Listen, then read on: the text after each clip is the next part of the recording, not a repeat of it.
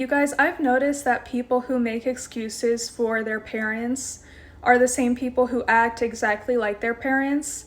And I know that, like, it's not wrong to be in a relationship with your parents. And I understand that sometimes your parents do things that are really messed up, but, in the end, you decide to forgive them and keep a relationship with them.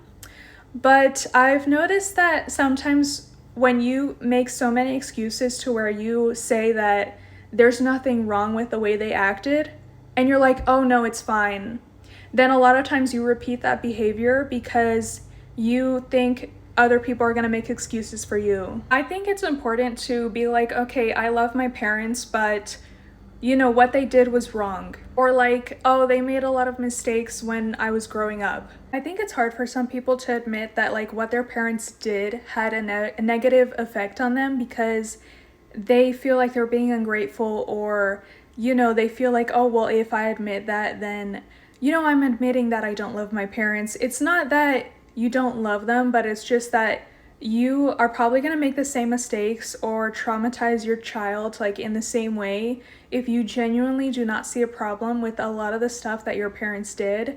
Because you'll hear it all the time, you guys. Like, people will say, oh yeah, my parents used to beat me all the time, my parents did this and that, but it's whatever, you know what I mean? Like, it's not that big of a deal.